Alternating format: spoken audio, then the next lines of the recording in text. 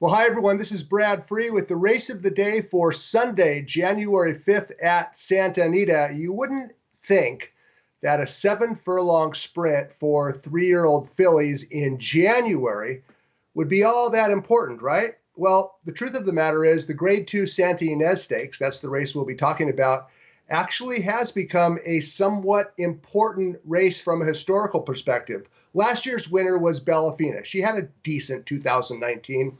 But how about 2 years ago?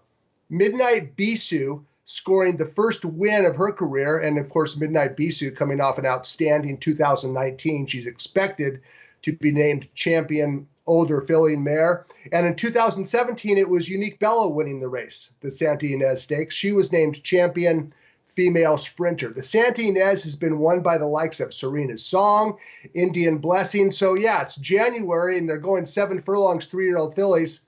This is a pretty good race, however, and there's a pretty good field lined up to contest race number 7. Let's go ahead and take a look at the field. It's the Santa Ynez Stakes, 7 furlongs on the main track at Santa Anita.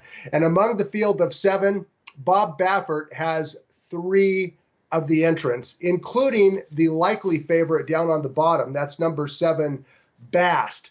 She came within 2 lengths of being likely named champion 2-year-old filly of 2019. She lost the Breeders' Cup Juvenile Fillies by 2 lengths to British Idiom. But Bast, a 3-time stakes winner, 3-time Grade 1 winner, I should say, and she's the outstanding class of the Santa Ynez. She's the most probable winner. I'm not sure about the gambling value, the wagering value, because this race should unfold perfectly for the favorite, number 7, Bast. There's all kinds of speed, and it's all down on the inside. Numbers 1, 2, and 3, Auberge, Golden Principle, and Lovely Lilia. They're all quick. Bast also has speed, but she's drawn outside, and she is versatile. So the race actually sets up very well for the class of the field. Trainer Bob Baffert said that after the Santa Ynez, he's going to give Bast a little bit of a break. It will be her 6th career start. Give her a little bit of a break and then point toward a spring-summer campaign. So this will be it for Bast for a while, but she's not the only Baffert trainee in the field. Baffert also starts number 1, Auberge, and number 2, Golden Principle. Let's go ahead and take a look at what Auberge did in her career debut. She was an open secret, the odds-on favorite on October 27th at Santa Anita. Based on a series of outstanding workouts, she drew an outside post. She broke running, she pressed the pace too wide, and Auberge broke it open in the stretch. She galloped home by more than 7 lengths. She earned an 84 Beyer speed figure. That 84 Beyer is the highest last out sprint fig in the Santa Ynez field.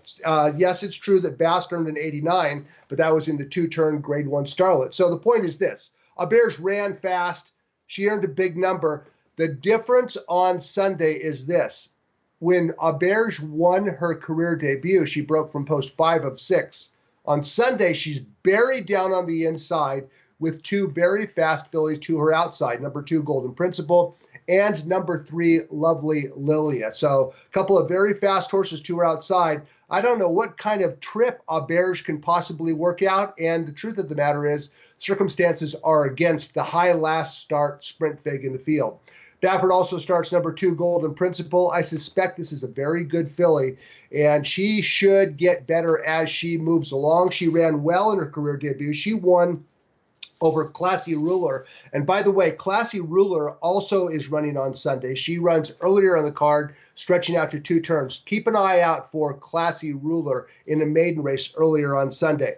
But if this race completely falls apart beyond the favorite, it could set up perfectly for Orchidea's Biz, number 6, Orchidea's Biz, whose most recent start was a little bit better than it looks on paper. She ran around the track. She earned a 69 Beyer speed figure. The race was won by the 2-5 favorite Lucathea. As we roll the tape on Orchidea's Biz, this is the Santa Ynez Stakes in early November at Del Mar. Lucathea sat second. She got the first over trip. She galloped home without basically taking a deep breath. But Orchidea's Biz, coming up on the outside in the red silks, she finished well and she galloped out okay after the wire. This race was dominated by a heavily favored frontrunner, and Orchidea's Biz rallying from last, actually made it respectable. She only lost by a little bit more than 3 lengths. On Sunday, she stretches out to 7 furlongs from 6.5 in a race that has to unfold at a fast pace. So we're looking for Orcadia's Biz to be rolling late. Can she defeat Bast? Probably not, but she might be able to slip into the exacta. Bast is the star of the show on Sunday. She has a big act to follow, by the way, because it was last Sunday when Venetian Harbor, 2-year-old filly, who just turned 3, crushed with a 94 Beyer speed figure, and we'll see her on February 8th in the Grade 2 Las Virgenes. But on Sunday, it's the Santa Ynez Stakes, Bast heavily favored in a race that sets up perfectly for her stalking style. Maybe Orcadia's Biz can come along and complete the exacta. I'm Brad Free. Talk to you next time.